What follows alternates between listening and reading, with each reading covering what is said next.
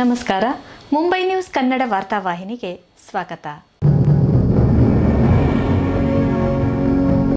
ಸುವರ್ಣ ಕರ್ನಾಟಕ ರಾಜ್ಯೋತ್ಸವ ಪ್ರಶಸ್ತಿ ಪುರಸ್ಕೃತ ಕರ್ನಾಟಕ ಸಂಘ ಮುಂಬೈ ಪ್ರತಿ ವರ್ಷ ಕೊಡಮಾಡುವ ವರದರಾಜ ಆದ್ಯ ಸ್ಮಾರಕ ಪ್ರಶಸ್ತಿಯನ್ನು ಈ ಬಾರಿ ಸಾಹಿತಿ, ಅನುವಾದಕ ಅರವಿಂದ್ ಹೆಬ್ಬಾರ್ ಅವರಿಗೆ ನೀಡಲಾಯಿತು. ಪ್ರಶಸ್ತಿ ಪ್ರದಾನ ಸಮಾರಂಭದಲ್ಲಿ ಸಂಘದ ಗೌರವ ಕಾರ್ಯದರ್ಶಿ ಓಂದಾಸ್ ಕಣ್ಣಂಗಾರ್ ಸ್ವಾಗತಿಸಿದರು. ಈ ಪ್ರಶಸ್ತಿಯನ್ನು ಈಗಾಗಲೇ ನಾಡಿನ ಪ್ರಸಿದ್ಧ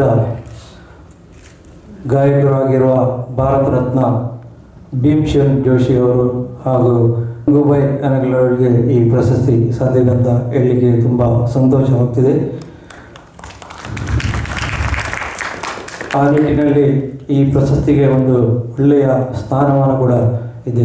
ಸಮಾರಂಭದಲ್ಲಿ ಗೌರವ ಅತಿಥಿ ಆದಾಯ ತೆರಿಗೆ ಮುಂಬಯಿಯ ಜಂಟಿ ಆಯುಕ್ತ ಸಿದ್ದರಾಮಪ್ಪ ಕಪ್ಪತ್ತಾನವಾರ್, ಮುಖ್ಯ ಅತಿಥಿ ಸಾಹಿತಿ ಡಾಕ್ಟರ್ ವಿಶ್ವನಾಥ್ ಕಾರ್ನಾಡ್, ಅರವಿಂದ್ ಹೆಬ್ಬಾರ್ ಅವರಿಗೆ 2015ನೇ ಸಾಲಿನ ವರದರಾಜ ಆದ್ಯ ಸ್ಮಾರಕ ಪ್ರಶಸ್ತಿ ನೀಡಿ ಗೌರವಿಸಿದರು. ಅರವಿಂದ್ ಹೆಬ್ಬಾರ್ ಅವರು ಒಬ್ಬ ಶ್ರೇಷ್ಠ ಅನುವಾದಕರು. ಅಂತ ಶ್ರೇಷ್ಠ ಅನುವಾದಕರ ಅವಶ್ಯಕತೆ ಇವತ್ತಿನ ದಿನದಲ್ಲಿ ಬಹಳಷ್ಟಿದೆ. ಈ ಸಾಹಿತ್ಯ ರಂಗದಲ್ಲಿನ ಈ ಅನುವಾದ ಕಾಯಕ ಅನ್ನೋದಿದೆಯಲ್ಲ, ಈ ಅನುವಾದ ಕಾಯಕ ಇದು ಬೇರೆ ಬೇರೆ ಭಾಷೆಗಳ ನಡುವಿನ ಬಾಂಧವ್ಯವನ್ನ ಬೆಸೆಯುವಲ್ಲಿ ಅತ್ಯಂತ ಮಹತ್ವವಾದಂಥ ಪಾತ್ರವನ್ನು ವಹಿಸ್ತಾ ಇದೆ. ವರದರಾಜ ಆದ್ಯ ನಮ್ಮ ಎಕ್ಸ್ ಪ್ರೆಸಿಡೆಂಟ್ ಸಾಂಸ್ಕೃತಿಕವಾಗಿ, ಸಾಹಿತ್ಯಿಕವಾಗಿ ಮತ್ತು ಭಾಷೆ ಇವುಗಳ ಜೊತೆಯಲ್ಲಿ ನಾವು ಇಲ್ಲಿಯೇ ನೆಲೆಯಬೇಕು, ಸಂಬಂಧ ಇಟ್ಕೊಂಡು ಅಂತ ಹೇಳಿ ಅವ್ರದ್ದೊಂದು ಕಲ್ಪನೆ ಇತ್ತು. ಅದಕ್ಕಾಗಿ ಅವರು ಇಂಥ ಒಂದು ಪ್ರಶಸ್ತಿಯನ್ನು ಇಡುವ ಮನಸ್ಸು ಮಾಡಿದರು. ಪ್ರಶಸ್ತಿ ಸ್ವೀಕರಿಸಿದ ಅರವಿಂದ್ ಹೆಬ್ಬಾರರ ಮನದಾಳದ ಮಾತುಗಳಿವು. ಇದಕ್ಕೆಲ್ಲ ಇದಕ್ಕೆಲ್ಲ ಅಡಿಗಲ್ಲಾಗಿರೋದು ಈ ಕರ್ನಾಟಕ ಸಂಘ. ಹಾಗಾಗಿ ನಾನು ಈ ಕರ್ನಾಟಕ ಸಂಘಕ್ಕೆ ಚಿರಋಣಿಯಾಗಿದ್ದೇನೆ.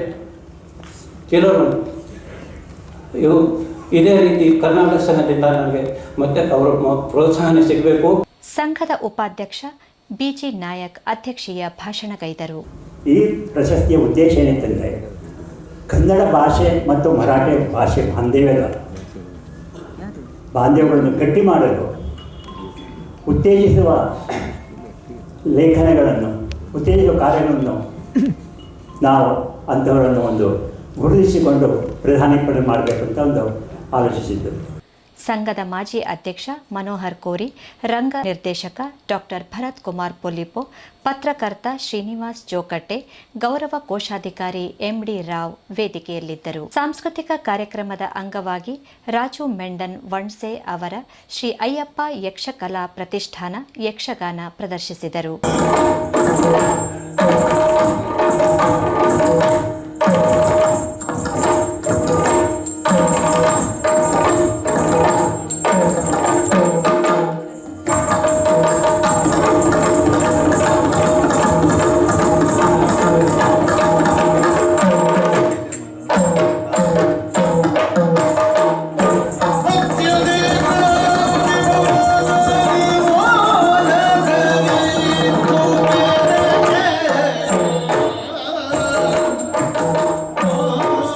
ಪ್ರತಿಷ್ಠಾನದ ಯುವ ಯಕ್ಷ ಕಲಾವಿದರು ಪ್ರದರ್ಶಿಸಿದ ಓಂ ನಮಃ ಶಿವಾಯ ಯಕ್ಷಗಾನ ಯಕ್ಷಪ್ರೇಮಿಗಳನ್ನು ರಂಜಿಸಿತು. ಕ್ಯಾಮೆರಾ ಸಹಪಾಠಿ ಸುನಿಲ್ ರಾವ್ ಜೊತೆ ಪ್ರಸಾದ್, ಮುಂಬೈ ನ್ಯೂಸ್ಗಾಗಿ.